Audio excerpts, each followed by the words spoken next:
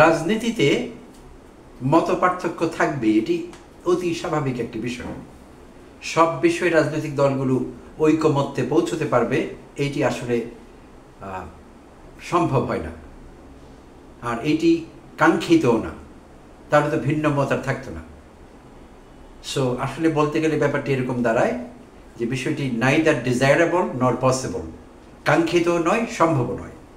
ঐকমত্য বা কনসেনসাস, সেটি নিয়ে যদি আমরা কথা বলি, তো গতকাল লন্ডনে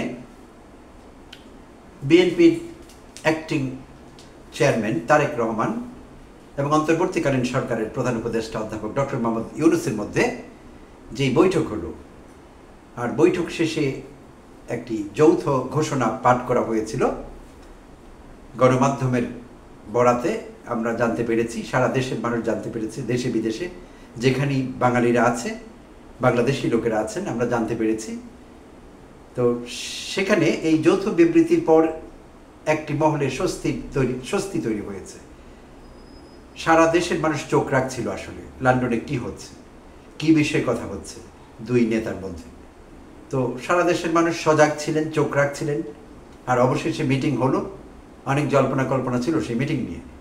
প্রথমে ছিল আদৌ মিটিংটি হচ্ছে কিনা, পরবর্তীতে যখন কনফার্ম হলো তখন আবার আলোচনা শুরু হলো মিটিংয়ের বিষয়বস্তু কী হবে, এজেন্ডা কী হবে, কী বিষয় নিয়ে কথা হবে, বা মিটিংটি কি একেবারে সদল বলে হবে, দুই পক্ষে অনেক লোক উপস্থিত থাকবেন, নাকি একান্ত মিটিং হবে। তো অবশেষে একান্ত মিটিং হলো, 1-on-1 বা 1-to-1 যেটা আমরা বলি না কেন। আর সেই মিটিংয়ের ফলাফল আমরা জানতে পারলাম যৌথ বিবৃতি পাঠ করবার মাধ্যমে।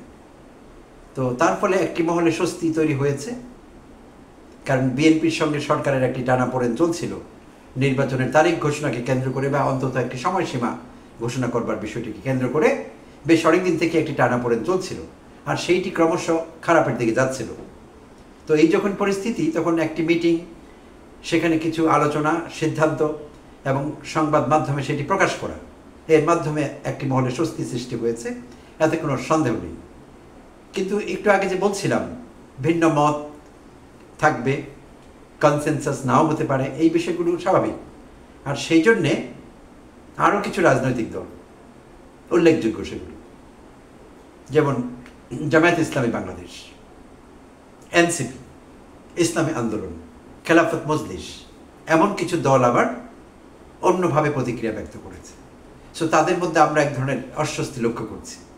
শুক্রবার রাতেই এনসিপি তাদের প্রতিক্রিয়া জানিয়েছিল। তো এনসিপি তাদের বক্তব্যে বা প্রতিক্রিয়া যা বলেছে সেটি এরকম দাঁড়ায় যে এই মিটিংটিকে তারা ভালোভাবে দেখছে, পজিটিভলি দেখছে, আর এই মিটিংয়ের মাধ্যমে সরকার একটি বৃহৎ রাজনৈতিক দলকে আস্থায় আনতে পেরেছে। এনসিপি তাদের প্রতিক্রিয়া এটি উল্লেখ করেছে, এটিকে তারা পজিটিভলি দেখছে। অ্যাট দ্য সেম টাইম তারা তাদের অস্বস্তির কথাও জানিয়েছে। আর তাদের অস্বস্তি হলো যে সেই মিটিংয়ে নির্বাচনের তারিখ ঘোষণা নিয়ে যতটা আন্তরিক দেখা গিয়েছে দুই পক্ষকে, বিএনপির তারেক রহমান এবং আমাদের অধ্যাপক ইউনূস, নির্বাচন ইস্যুতে বা নির্বাচনের তারিখ ঘোষণাকে কেন্দ্র করে যেই আন্তরিকতা দেখা গিয়েছে, যে সিরিয়াসনেস দেখা গিয়েছে, বিচার এবং সংস্কার, এই বিষয়গুলোতে অতটা আন্তরিকতা দেখা যায়নি, অতটা সিরিয়াসলি এই বিষয় দুটো স্থান পায়নি বা প্রাধান্য পায়নি। তো তারা হতাশা ব্যক্ত করেছেন এবং তারা বলেছেন তাহলে জুলাই অভ্যুত্থান শেষমেশ একটি ক্ষমতা হস্তান্তরের প্রক্রিয়া হিসাবে পর্যবসিত হবে। এইভাবে তারা তাদের হতাশা ব্যক্ত করেছে এনসিপি, জাতীয় নাগরিক পার্টি। তো তারা পুরো বিষয়টিকে ভালোভাবে দেখেছে, বাট একটি অংশ তারা অন্যভাবে দেখছে, এবং তারা জোর দিয়েছে যে নিশ্চয়ই সরকার এই বিষয়গুলোতে গুরুত্ব দেবে, সংস্কার এবং বিচার, এই দুটো বিষয় ঘটতে হবে। এবং জাতীয় সনদ যেটিকে বলা হচ্ছে জুলাই সনদ, জুলাই প্রক্লেমেশন বা জুলাই ডেক্লারেশন কিংবা জুলাই চার্টার, যে নামে আমরা ডাকি না কেন, এই জুলাই সনদ তারা চাচ্ছে, এবং তারা এই বিষয়ে নিশ্চয়তা দাবি করেছে যে নির্বাচনের আগে, অবশ্য তারা অনেকদিন থেকেই এই বিষয়টির উপর তারা অনড় ছিল, তারা তাদের পয়েন্ট থেকে কিন্তু সরেনি। তারা বলেছিল যে জুলাই সনদ ঘোষণার আগে নির্বাচনের তারিখ ঘোষণা করা যাবে না, তারা এটি চাচ্ছিল না। আর জুলাই অভ্যুত্থানের পুরোধা এই ছাত্ররা, এবং এনসিপিতে এখন যারা আছেন নেতৃবৃন্দের অনেকেই, তারা ছিলেন জুলাই অভ্যুত্থানের পুরোধা। যদি অনেক কারণে তারা বা অনেক পক্ষ নানাভাবে তাদের অর্জনকে ছোট করবার চেষ্টা করেছে, এখনো করছে, সেই চেষ্টা অব্যাহত আছে, বাট এইটি অস্বীকার করবার কোনো উপায় নেই এবং কেউ পারবেন অস্বীকার করতে যে তারা ছিলেন আন্দোলনের পুরোধা। এর মধ্যে নেতৃবৃন্দর কেউ কেউ এখন এনসিপিতে আছেন, কেউ কেউ বৈষম্য বিরোধী ছাত্র আন্দোলনে আছেন, এখনো এনসিপিতে তারা আসেননি। বাট এই ছাত্র নেতারা, এই ছাত্ররাই যে সব কিছু করেছে, তারা সম্মুখ সারিতে ছিলেন, সমস্ত বিপদ, সমস্ত ঝক্কি সব কিছু তারা নিয়েছে, নির্যাতন সহ্য করেছে। তো তাদের দাবিটি সেভাবে ঠিকই আছে, তারা বিচার চাইছে। ফেসিবাদের যারা সহযোগী হাসিনা থেকে শুরু করে যারাই আছে তাদের প্রত্যেকের বিচার চাইছে তারা নির্বাচনের আগে। তারা সংস্কার চাইছে, কারণ তারা শুরু থেকে বলে এসেছে যে ক্ষমতা হস্তান্তর, পাওয়ার ট্রান্সফার, এটি আমাদের মুখ্য উদ্দেশ্য না। আমরা কোনো দলকে ক্ষমতা আনবার জন্য, অর্থাৎ এক দল যাচ্ছে আওয়ামী লীগ, আরেক দল ক্ষমতায় আসবে, এই জন্য আমরা আন্দোলন সংগ্রাম করিনি, এই জন্য আমরা জীবন দেইনি, এই জন্য আমরা আমাদের জীবনকে ঝুঁকিতে ফেলিনি। সো তাদের যে স্ট্যান্ড বরাবর তারা সেখানে আছে, তারা কিন্তু এক চুলও নড়েনি। সেই কথারই প্রতিধ্বনি হয়েছে তাদের শুক্রবার রাতের প্রতিক্রিয়ায়। তারা সেইটি বলেছে, তারা বিচারের নিশ্চয়তা চাচ্ছে, তারা সংস্কারের নিশ্চয়তা চাচ্ছে এবং জুলাই সনদ ঘোষিত হতে হবে নির্বাচনের তারিখ ঘোষণার আগে। তো নির্বাচনের একটি সম্ভাব্য সময়ের কথা বলা হয়েছে, তারিখটি কিন্তু সেভাবে ঘোষিত হয়নি। রোজার আগে ফেব্রুয়ারিতে, মধ্য ফেব্রুয়ারির মধ্যে হয়ে যেতে হবে, সেটি রোজার আগেই হয়। তো এরকম একটি সম্ভাব্য সময়সীমার কথা জানা গিয়েছে, যৌথ বিবৃতিতে সেই কথা এসেছে। আর বিএনপি তাদের ডিসেম্বরে অনড় ছিল, 2025-এর ডিসেম্বরের মধ্যে নির্বাচন হয়ে যেতে হবে, তারাও তাদের অবস্থান থেকে সরে এসেছে। সরকারও এপ্রিলে কিছুটা অনড় ছিল বলে মনে হচ্ছিল, সরকারও কিছুটা ছাড় দিয়েছে এখানে। তো দ্বিপাক্ষিক আলোচনার মাধ্যমে এটি সম্ভব হয়েছে বলে আমরা মনে করি। আর আলোচনা সবসময় ভালো কিছু বয়ে আনে, ভালো ফল বয়ে আনে। আলোচনার কোনো বিকল্প নেই। যে কোনো মতদ্বৈততা, যে কোনো মত পার্থক্য মেটাতে হলে, সুরাহা করতে হলে আলোচনার কোনো বিকল্প নেই। তো এই দুই নেতার আলোচনার মাধ্যমে কিন্তু সেটি সম্ভব হয়েছে, যতটুকু অগ্রগতি হয়েছে এখানে। তো সেখানে এনসিপি যেটি চাইছিল যে বিচার হতে হবে, সংস্কার হতে হবে, বিষয়টি কিন্তু আমরা যা দেখলাম এরকম না যে সেগুলো নিয়ে কথা হয়নি, কথা হয়েছে। এবং বিএনপি আগের মতোই তারা তাদের স্ট্যান্ড ঠিক রেখেছে। আমির খসরু মাহমুদকে সাংবাদিকদের প্রশ্নের উত্তরে বলতে শোনা গেল যে নিশ্চয়ই বিচার হবে, সংস্কারও হবে এবং জুলাই সনদ ঘোষিত হবে ঐকমত্যের ভিত্তিতে।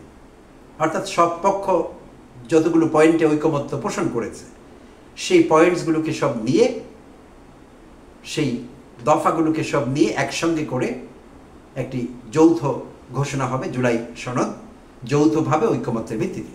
সো তারা সেটি বলেছে। বিচারের কথা বলা হয়েছে, সংস্কারের কথা বলা হয়েছে, যে যতটুকু সংস্কার বিষয়ে যতটুকু ঐকমত্য হয়েছে অতটুকুর উপর ভিত্তি করে সংস্কারও বাস্তবায়িত হবে নির্বাচনের আগে যতটুকু পারা যায়। আর সংস্কার যেহেতু একটি চলমান প্রক্রিয়া, নির্বাচনের পরেও সেটি জারি থাকবে। সো বিএনপি এভাবেই কথা বলেছে আগাগোড়া, তাদের সেই কথার তারা পুনর্ব্যক্ত করেছে সেই কথা। তো এনসিপিও তাদের কথা যা বলবার বরাবরই তারা যেরকম বলেছে সেটাই বলেছে। আর এর বাইরেও অন্যান্য দলগুলিকে প্রতিক্রিয়া ব্যক্ত করতে দেখা গেল। জামায়াতে ইসলামী বাংলাদেশ তারা আজ দুপুরে একটি সংবাদ বিজ্ঞপ্তিতে তাদের অবস্থান তারা পরিষ্কার করেছে। তারাও এই বৈঠকটিকে খারাপভাবে দেখেনি, তারা পজিটিভলি দেখেছে। তাদের বক্তব্যে তারা বলেছে বৈঠক পর্যন্ত তারা ঠিক আছে এবং বৈঠকটি দরকার ছিল, ভালোই হয়েছে, তারা এইটুকু বলেছে। কিন্তু সঙ্গে তারা তাদের যে রিজার্ভেশন, তাদের যে রিজেন্টমেন্ট, সেটি তারা ব্যক্ত করেছে। আর সেটি হলো একটি যৌথ ঘোষণা। জামায়াতে ইসলামের পক্ষ থেকে তাদের যেই মিটিং হয়েছে কেন্দ্রীয় নির্বাহী পরিষদের, আজই হয়েছে শনিবার, সেই মিটিংয়ের পর দুপুরে তারা সংবাদ বিজ্ঞপ্তি দিয়েছে। সেই মিটিংয়ে যেসব বিষয়ে তারা আলোচনা করেছে, তারা এরকমটি বলেছে: বিদেশে একটি রাজনৈতিক দলের সাথে বৈঠকের পর যৌথ বিবৃতি নৈতিকভাবে যথার্থ নয়। তারা যৌথ বিবৃতির জায়গাটিকে নৈতিকভাবে যথার্থ নয় বলে বলেছে। এটি রাজনৈতিক সংস্কৃতির ব্যত্যয়। এর মাধ্যমে একটি বিশেষ দলের প্রতি অনুরাগ প্রদর্শন করেছেন প্রধান উপদেষ্টা, যা তার নিরপেক্ষতাকে ক্ষুণ্ণ করেছে। শনিবার সকালে বাংলাদেশ জামায়াতে ইসলামের কেন্দ্রীয় নির্বাহী পরিষদের বৈঠকে এমন অভিমত ব্যক্ত করা হয়, সেটি জানানো হয় সংবাদ বিজ্ঞপ্তিতে। তারা বলেছেন প্রধান উপদেষ্টার নিরপেক্ষতা ক্ষুণ্ণ হয়েছে, কারণ এরকম একটি যৌথ বিবৃতি দেয়া এটি রাজনৈতিক সংস্কৃতির একটি ব্যত্যয়। এই কথা জামায়াতে ইসলাম বলেছে। তবে তারা মিটিংটিকে, দুই নেতার বৈঠকটিকে ভালোভাবে দেখেছে, পজিটিভলি দেখেছে। তো এখন কথা হলো, আসলে কি প্রধান উপদেষ্টার নিরপেক্ষতা ক্ষুণ্ণ হয়েছে? সুপ্রিয় দর্শক, আপনারা কি ভাবছেন এই বিষয়ে? আমি দর্শকদের মতামত জানতে চাচ্ছি, কমেন্ট করে জানাবেন প্রধান উপদেষ্টার নিরপেক্ষতা এতে ক্ষুণ্ণ হলো কিনা, যেমনটি দাবি করছে এনসিপি এবং জামায়াত ইসলামী। এবং আরও দুটি ইসলামী দলও কিন্তু তাদের প্রতিক্রিয়া জানিয়েছে। তারা হলো বাংলাদেশ খেলাফত মজলিস। তারাও আজ শনিবার একটি সংবাদ বিজ্ঞপ্তির মাধ্যমে তাদের প্রতিক্রিয়া জানিয়েছে। তারা জামায়াত ইসলামের মতো একইভাবে কথা বলেছে। তারা একটি দলের নেতার সঙ্গে যৌথ বিবৃতি প্রধান উপদেষ্টার নিরপেক্ষতাকে প্রশ্নবিদ্ধ করে, এই ছিল তাদের প্রতিবাদের ভাষা, তাদের দ্বিমত প্রকাশ করবার ভাষা। তারা বলছিল যে প্রধান উপদেষ্টার নিরপেক্ষতাকে প্রশ্নবিদ্ধ করছে।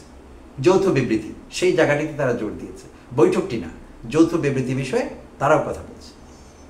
আচ্ছা, ইসলামী আন্দোলন বাংলাদেশও একই লাইনে কথা বলেছে এবং এই ধর্মভিত্তিক দলগুলো উল্লেখ করেছে যে প্রধান উপদেষ্টা যখন 6 জুন যখন এপ্রিলের নির্বাচনী রোডম্যাপ ঘোষণা করলেন যে মধ্য এপ্রিলের মধ্যে নির্বাচন হতে হবে বা হয়ে যাবে, তখন বিএনপি অনড় অবস্থান নিয়েছিল, প্রচণ্ড রকমের বিরোধিতা তৈরি করবার বা বিরোধী ভূমিকা পালন করবার চেষ্টা করছিল বিএনপি। তারা বলছিল যে এপ্রিলেই হতে হবে নির্বাচন, হতেই হবে। কিন্তু এই ধর্মভিত্তিক দলগুলো, জামায়াত ইসলাম থেকে শুরু করে ইসলামী আন্দোলন, খেলাফত মজলিস এবং আরও অনেকগুলো দল প্লাস এনসিপি, তারা কিন্তু অতটা অনড় এই বিষয় ছিল না। ডিসেম্বরের ব্যাপারে তারা ইনসিস্ট করেনি সেভাবে। তবে তারা কেউ কেউ মত দিয়েছিল, বিশেষভাবে জামায়াত ইসলামী এবং বাংলাদেশ খেলাফত মজলিস। তারা কিন্তু বলেছিল যে ফেব্রুয়ারিতেও হতে পারে রোজার আগে। তো এখানে তাদের ইচ্ছের কিন্তু প্রতিফলন ঘটেছে, ইসলামী দলগুলোর ইচ্ছের প্রতিফলন ঘটেছে, জামায়াত ইসলামের ইচ্ছের প্রতিফলন ঘটেছে। আর এনসিপির কোনো আপত্তি থাকবার কথা না ফেব্রুয়ারিতে নির্বাচন হলে, বাট তারা তাদের রিজেন্টমেন্টের যে জায়গাটি, অনুযোগ দেবার যে বিষয়টি, সেই বিষয়টি ভিন্নভাবে তারা তুলে ধরেছে। তারা যৌথ বিবৃতিকে ঠিকভাবে নেয়নি। তারা এইটিকেই বলছে যে প্রধান উপদেষ্টার নিরপেক্ষতা ক্ষুণ্ণ হয়েছে। তো আসলে সেখানে যে দীর্ঘ প্রতীক্ষিত যে মিটিংটি হলো, 4 দিন আগে থেকেই, 1 সপ্তাহ আগে থেকে জল্পনা কল্পনা চলছিল যে মিটিংটি আদৌ হচ্ছে কিনা। অবশেষে মিটিংয়ের সময়সীমা নির্ধারিত হলো।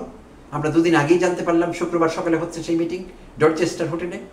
তখন আবার নতুন করে জল্পনা যে কি বিষয়ে কথা হবে।